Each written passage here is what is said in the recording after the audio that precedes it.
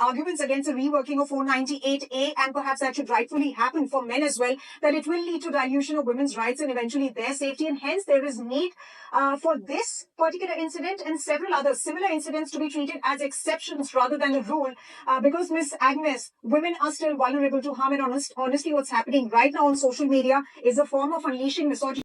अभी कुछ दिनों पहले एक आदमी ने सुसाइड कर ली, तो टीवी पे एक डिबेट हुई थी, तो उस डिबेट की है ये क्लिप। अब यहाँ पे इन्होंने कहा exception doesn't change the rule. यहाँ पे इनकी इस बात का मतलब ये है कि as a general rule cruelty औरतों के साथ होती है, और ये जो बेंगलोर वाला इंसिडेंट है ये एक्सेप्शनल चीज़ है, जो कि ये जो बात है इनकी ये गलत है।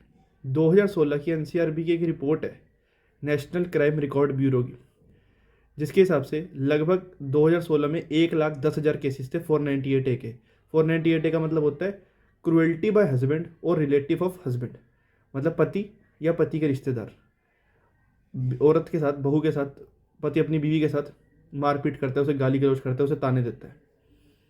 तो 1,10,000 केसेस में से सिर्फ 12.2% केसेस में ही सज़ा हुई। बाकी केसेस का क्या हुआ? बाकी केसेस या तो फॉल्स थे या फिर विड्रॉ कर लिया केस, जिसने केस फाइल करता उसने विड्रॉ कर लिया, सेटलमेंट हो गई।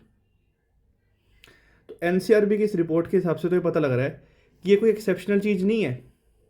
आदमियों के साथ क्रुएल्टी होना एक्सेप्शनल चीज़ नहीं है। अब झूठा केस फाइल करना क्रुएल्टी है कैसे?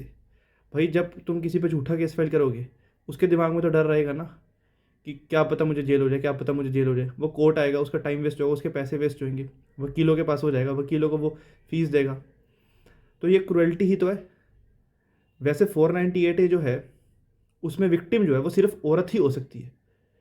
498A आईपीसी के हिसाब से सिर्फ विक्टिम औरत ही हो सकती है, आदमी विक्टिम हो ही नहीं सकता।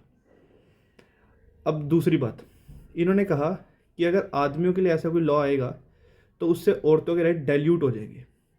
अब मुझे ये बात बिल्कुल समझ नहीं, मतलब अगर हम आदमियों को प्रोटेक्शन प्रोवाइड करेंगे ऐसे फॉल्स केसेस के अगेंस्ट, तो इससे औरतों के जो अधिकार है वो कैसे खतरे में आ जाएंगे। और अगर ऐसी हाइपोथेटिकल सिचुएशन ले भी लेते हैं, अगर किसी एक को राइट देने से दूसरे के राइट खतरे में आ रहे हैं, तो क्या उस बंदे को राइट नहीं दिए जाएंगे? उसका भी तो हक है ना भाई। वैसे तो ऐसा होएगा ही नहीं।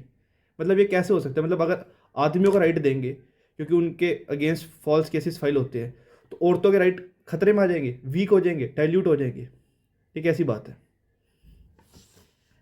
फिर जो इनकी बात जिसमें मैंने अभी फिर से बोला पहले भी कि exception doesn't change the rule. मान लो एक अपराध है ए, एक अपराध है, ठीक है, वो साल में एक बार ही होता है। तो क्या जिसने वो अपराध करा है उसे छोड़ देंगे कि भाई ये तो अपराध बहुत कम होता है, ये तो कोई एक्सेप्शनल चीज़ ही हुई है, इसलिए हम आपको सज़ा नहीं दे रहे।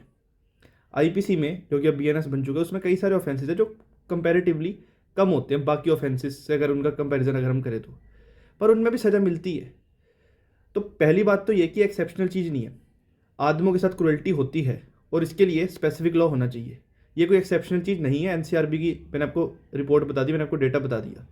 और अगर ये एक्सेप्शनल चीज़ है भी तो इसका क्या मतलब है कि अगर कोई चीज़ कम हो रही है पर वो है गलत तो कोई बात नहीं।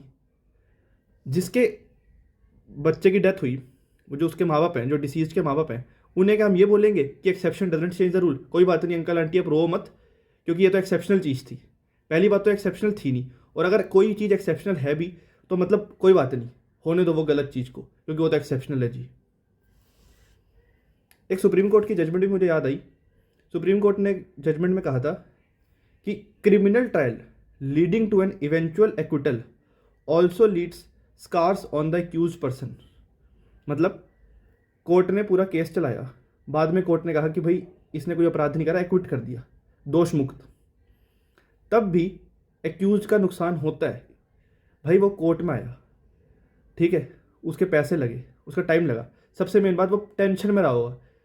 जनरली केस कम से कम भी अगर टाइम लग रहा है तो कम से कम भी 1-2 साल तो लगते ही लगते हैं। मैंने बहुत कम टाइम बोल दिया वैसे, पर 1-2 साल बंदा टेंशन में रहता है, 24 घंटे 24/7 टेंशन, केस की टेंशन, कहीं जेल ना हो जाए।